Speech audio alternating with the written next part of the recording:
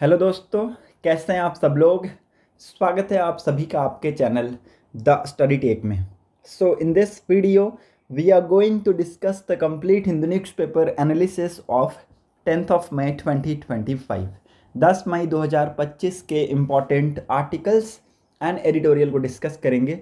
So the video is very much important specially to all the student who are preparing for competitive exams like UPSC, SSC, railways, banking and other core sector.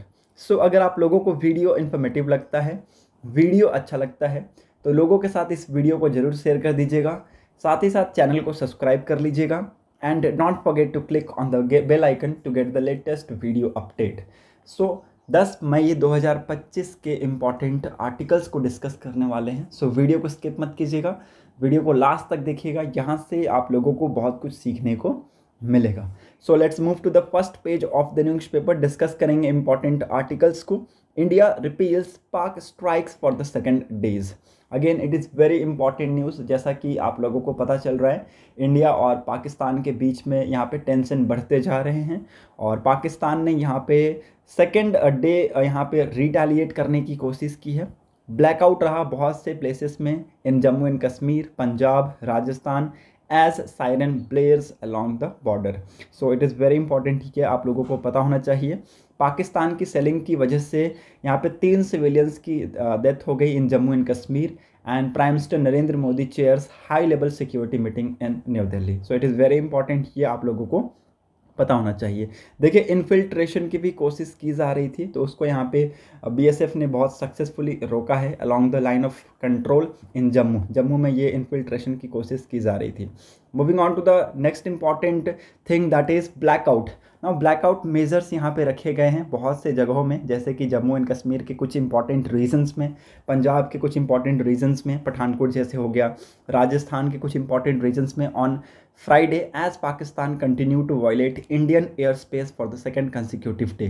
Sirens, blares, and area on the western border went dark as Indian Armed Force used air defense mechanism to thwart armed drone and missile attacks from Pakistan. Drones using suspected armed ones were sighted at 26 locations ranging from Baramulla in JNK to Bhuj in Gujarat. ठीक है, तो यहाँ से देखिए range बता रहे हैं ये कि कहाँ से कहाँ वो कवर कर रहे हैं, कौन कौन से ड्रोन किधर किधर जा रहे हैं। ठीक है, तो मोस्टली अगर आप देखें तो जम्मू एंड कश्मीर का जो रीजन है वहाँ पे ज़्यादातर यहाँ पे वो अटैक कर रहे हैं। Citizens specially in border areas were advised to remain indoors, limit unnecessary movement and strictly follow safety instruction issued by the local authorities. तो जो यहाँ पे citizens हैं in these places, they were advised to some of the actions that have been taken by them कि वहाँ पे वो ज़्यादा activities ना करें, कम से कम जितना हो सके वो मूवमेंट करें, और जो भी यहाँ पे लोकल अथॉरिटीज़ के द्वारा उनको यहाँ पे जो रूल्स फॉलो करने के लिए बताया गया है उनको स्ट्रिक्टली फॉलो करें। होप आप लोगों को यहाँ पे चीज़ें समझ में आ गई होंगी। नाउ यहाँ पे आप देख सकते हैं इन्फिल्ट्रेशन के जो अटेम्प्ट्स है उसको लेके भी यहाँ पे एक्सप्लेन किया गया है।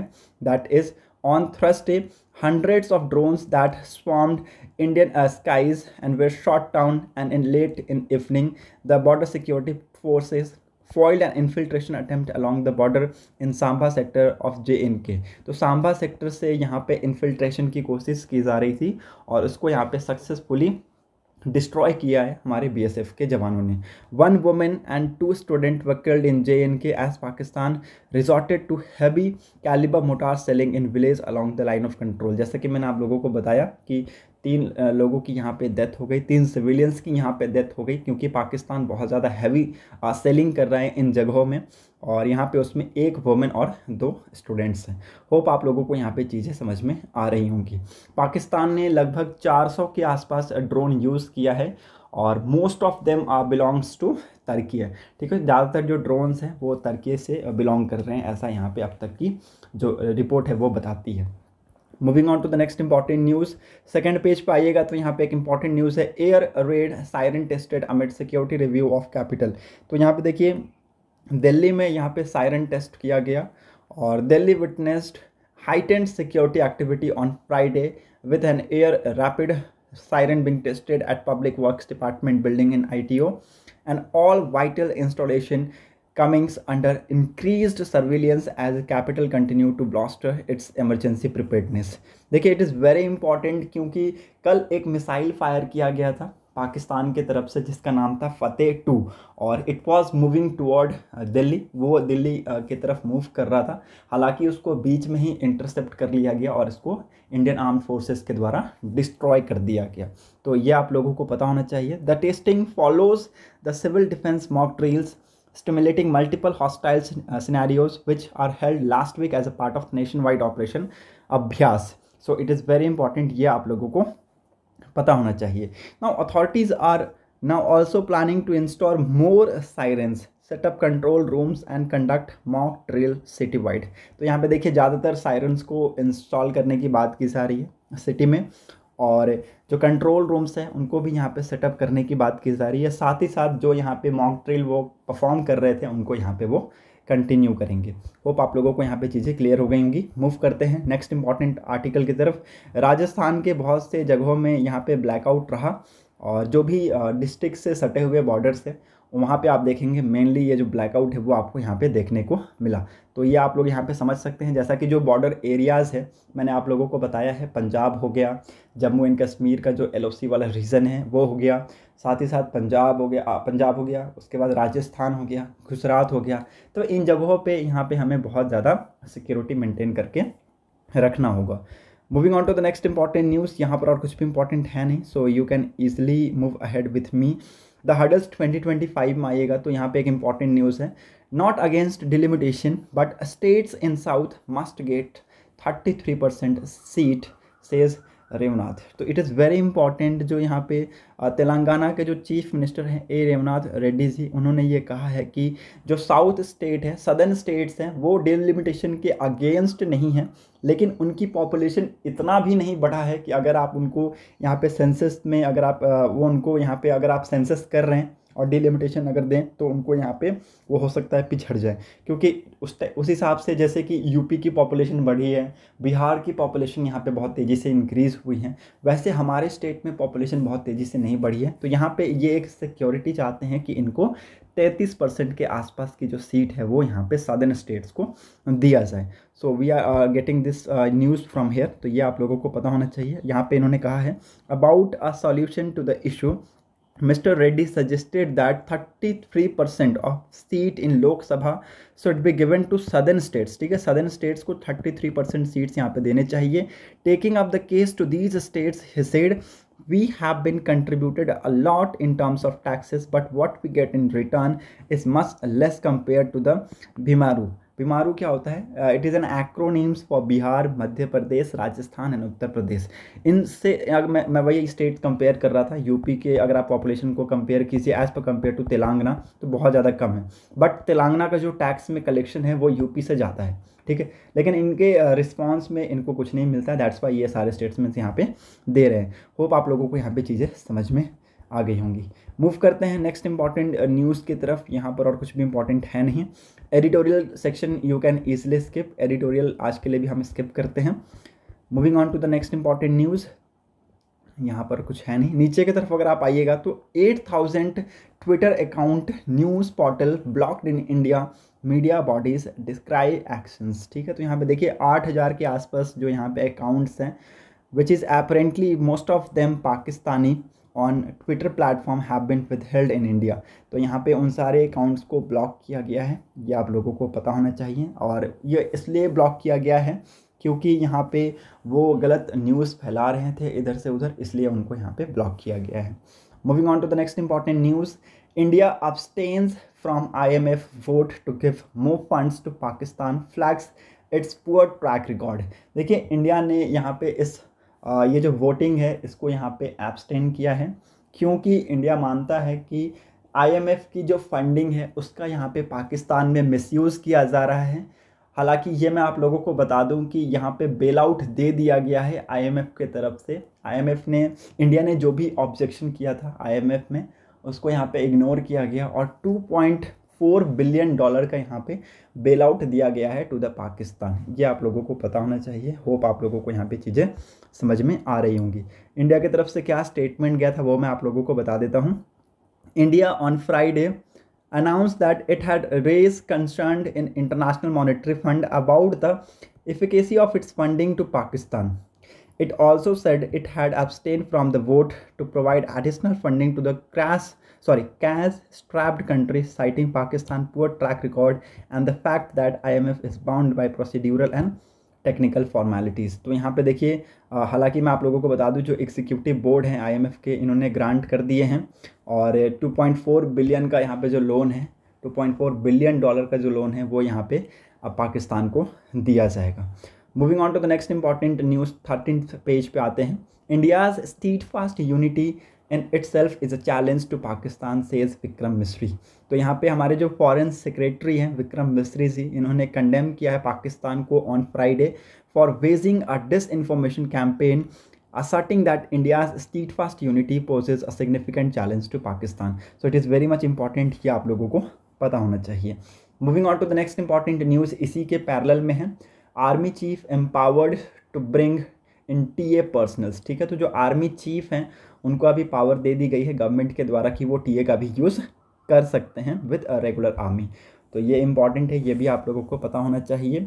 और एट प्रेजेंट टीए की जो स्ट्रेंथ है ये 50,000 के आसपास की है in 65 departmental units such as railways, IOC and ONGC and non departmental TA units in infantry battalions. तो ये आप लोगों को पता होना चाहिए। Moving on to the next important news, recently upgraded air defence guns of army shoot down Pakistani drones along borders. तो जो भी यहाँ पे ड्रोन्स पाकिस्तान यूज़ कर रहे हैं उनको हम बहुत ईजिली, बहुत कैपेबल हैं, हमारे जो मशीन्स बहुत कैपेबल हैं शूट डाउन करने में। तो कौन कौन से यहाँ पे जो डिफेंसिव सिस्टम का यूज़ किया जा रहा है एज अ वेपन के तौर पे, वो मैं आप लोगों को यहाँ पे इस न्यूज़ में बताऊँगा। The government on Friday set on record that Pakistan has launched 300 to 400 drones, likely Songar drones by Asigards of Turkey। तो ज़्यादातर जो ड्रोन यूज़ किया जा रहा है वो तुर्की से आया हुआ सोनगार्ड ड्रोन है, उसका यूज़ किया जा रहा है इन दीज अटैक्स। और मैं आप लोगों को बता दूं कि तुर्की का पहला ये ड्रोन था जिसमें आर्म्स इक्विप किए गए थे। ठीक है, तो पहला आर्म्स इक्विप्ड ड्रोन था ये तुर्की का, और उसी का यूज़ यहाँ पे पाकिस्तानी जो सरकार है वो यहाँ पे कर रहे हैं। तो ये आप लोगों को पता होना चाहिए। और Songar drones are armed copter developed by Asisguard of Turkey with 3 kilometre operational radius. तो इसका जो रेडियस है वो कितना है, 3 किलोमीटर के आसपास है। जैसा कि मैंने आप लोगों को बताया, ये एक आर्म्ड क्वाड कॉप्टर है। और countering these drones we have air defence guns like L-70, ZU-23 and Shilka. तो देखिए, इन सारे ड्रोन्स को काउंटर करने के लिए हमारे पास बहुत अच्छे एयर डिफेंस कैपेबिलिटीज़ है। L-70 है, ZU-23 है और सिल्का है। तो ये सारे बहुत ज़्यादा अपग्रेडेड वर्जन के साथ हमने इनको लेकर आया है। फॉर इंस्टेंस L-70s को अगर आप देखें तो it have been upgraded recently by optical sight and hydraulic system by Bharat electronic limiteds. Air burst rounds explode close to a target but do not hit them. This make the highly effective in taking down a swarm of drones. So it is very much important। हमारे पास long range से लेके medium range, short range, ये सारे missiles भी हैं। Long range में अगर आप देखें तो S-400 है, we have taken from Russia, जिसमें 400 किलोमीटर के आसपास की कैपेसिटी है। मीडियम रेंज है हमारे पास, ओके। और उसके बाद हमारे पास क्या है, शॉर्ट रेंज मिसाइल्स भी हैं जो कि इंटरसेप्ट करने में बहुत ज़्यादा कारगर हैं। Moving on to the next important news, Center issues NOTAM closed 24 airports for civil flight till 15th of May। तो यहाँ पे देखिए, सेंटर्स ने यहाँ पे इशू किया है क्या, नोटम, ओके। और यहाँ पे पहले जो 10 मई तक यहाँ पे फ़्लाइट की जो एक्टिविटीज़ हैं उसको क्लोज़ किया गया था, इसको एक्सटेंड कर दिया है 15th of May तक। ठीक है, तो 15 मई सुबह 5:30 बजे तक जितने भी सिविल फ़्लाइट्स हैं वो कुछ एयरपोर्ट्स के लिए क्लोज़ हो जाएंगे, जैसे कि अमृतसर, लुधियाना, पठानकोट, पटियाला, भटिंडा, हल्द्वारा, शिमला, मुंतार, कांगड़ा, बीकानेर, किशनगंज, मुंद्रा, जामनगर, हिसार, पोरबंदर, केशूत, कांडला और भुज। ठीक है, तो इन जगहों पे आप देखेंगे कि यहाँ पे जो एयरपोर्ट की जो फैसिलिटी है वो क्लोज कर दी गई है amid of what, Indo Pakistan tension. तो ये आप लोगों को पता होना चाहिए। श्रीनगर, जम्मू एंड कश्मीर, लेह, चंडीगढ़, जोधपुर, जैसलमेर और राजकोट जैसे रीजन्स में एयरपोर्ट की जो फैसिलिटी है उसको क्लोज कर दिया गया है, ओके। तो नोटम क्या होता है, नोटिस टू एयरमैन, इसी को हम लोग क्या बोलते हैं, नोटम कहते हैं।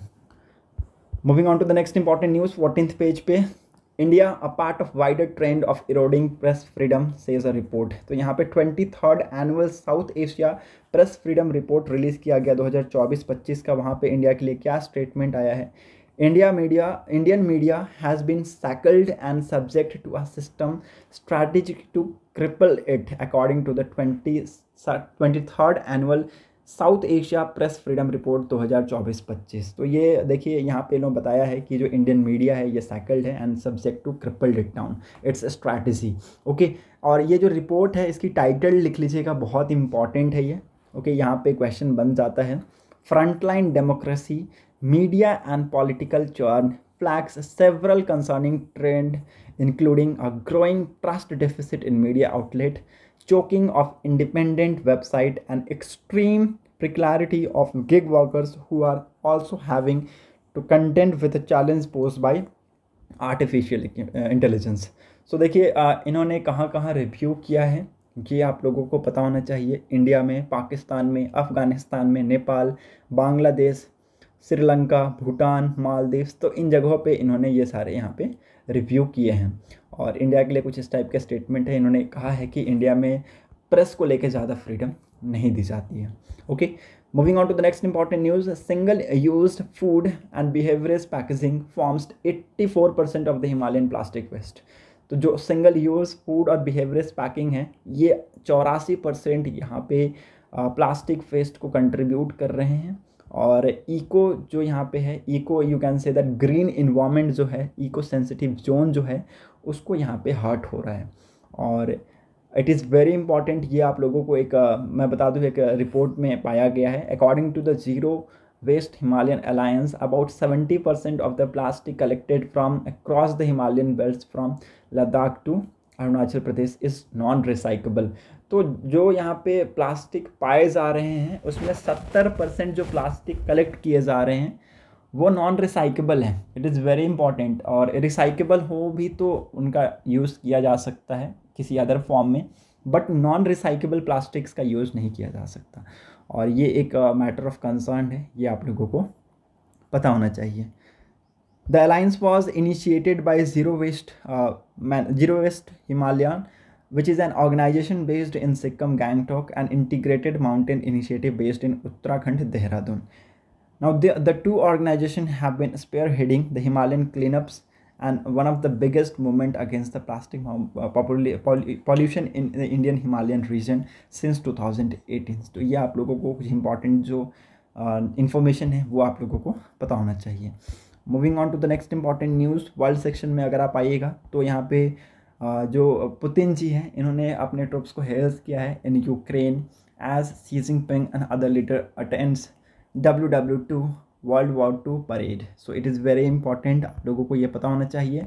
Russian president Vladimir Putin warned Moscow will be victorious in Ukraine as Soviet Union was in World War II, rallying Russian to support troops at Moscow Grand Red Square military parade in front of his key allies on Friday. So it is very important, ये आप लोगों को पता होना चाहिए। और बहुत से जो वर्ल्ड लीडर्स हैं वो यहाँ पे आए थे, इस जो परेड है उसको इन्होंने अटेंड किया है। अभी के लिए स्पोर्ट्स सेक्शन से एक इम्पॉर्टेंट न्यूज़ है, दैट इज़ IPL के जो मैचेस हैं, जैसे कि आप लोगों को पता है टेंशन बढ़ते जा रहे हैं, तो उसको मद्देनज़र रखते हुए जो IPL के मैचेस हैं उसको पोस्टपोन्ड किया गया है। और ये आप लोगों को पता होना चाहिए। और ये अभी तक बताया नहीं गया है, हालांकि अभी के लिए 1 हफ्ते तक पोस्टपोन्ड किया गया है। बाद में अगर कोई इसके ऊपर न्यूज़ आती है तो we will let you know. That's it for today's video analysis. अगर आप लोगों को वीडियो इन्फॉर्मेटिव लगी होगी तो लोगों के साथ इस वीडियो को ज़रूर शेयर कर दीजिएगा। साथ ही साथ चैनल को सब्सक्राइब कर लीजिएगा ताकि आप लोगों को ऐसे ही न्यूज़ इन्फॉर्मेशन मिलती रहे। Thanks for watching a video. Thank you and have a nice day.